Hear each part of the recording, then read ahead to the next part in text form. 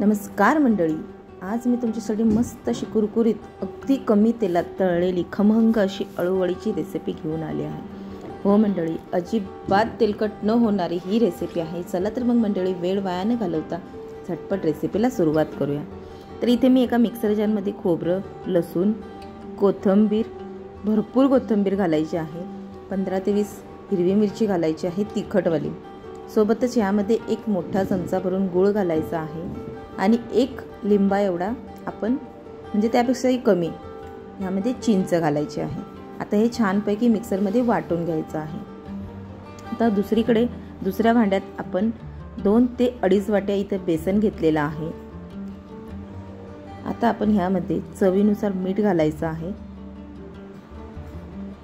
सोबतच थोडीशी हळद, 1 चमचा धनेपूड घालायची आहे आणि किंचित असं लाल तिखट घालायचं आहे। ऑप्शनल आहे, तुम्ही हे स्किपही करू शकता। सोबतच तयार केलेलं वाटण आपण ह्यामध्ये घालून घ्यायचं आहे। आता थोडं थोडं पाणी घालत आपण हे मिक्स करून घ्यायचं आहे। हे पहा मंडळी, अशा पद्धतीचं जास्त पाणी घालायचं नाही। आता हे मिक्स करून झालेलं आहे। इथे मी अळूच्या पानाची देठं काढून घेतलेली होती, ते अशा प्रकारे आपण लाटण्याने लाटून घ्यायचे आहेत। त्याच्या शिरा सगळ्या मोडल्या जातात। आता तयार केलेलं पीठ त्यावर आपण लावून घ्यायचं आहे।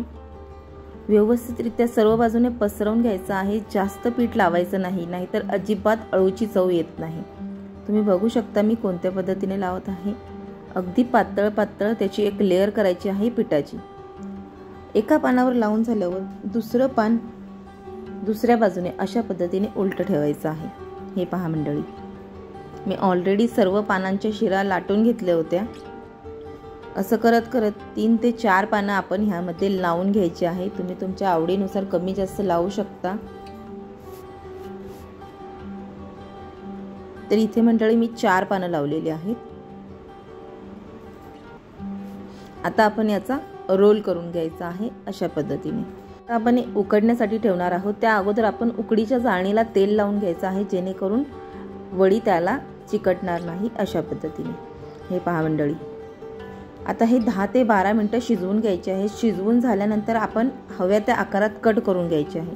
कट केल्यानंतर अशा रीतीने पॅनमध्ये अगदी कमी तेलात मंद आचेवर कुरकुरीत होईपर्यंत आपण त्या भाजून घ्यायच्या आहेत। तर मंडळी तुम्ही बघू शकता, आलटी पलटी करत करत मस्त अशा कुरकुरीत होईपर्यंत आपण त्या तळून घ्यायच्या आहेत।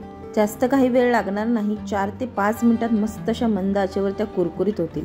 तर मंडळी तयार आहेत आपल्या अगदी कमी तेलात तयार झालेल्या खमंग अशा कुरकुरीत आळूच्या वड्या। हे की नाही, अगदी कमी तेलात तयार केलेली रेसिपी। तर मंडळी, तुम्हाला जर माझी रेसिपी आवडली असेल तर व्हिडिओला लाईक, शेअर आणि सबस्क्राईब करा।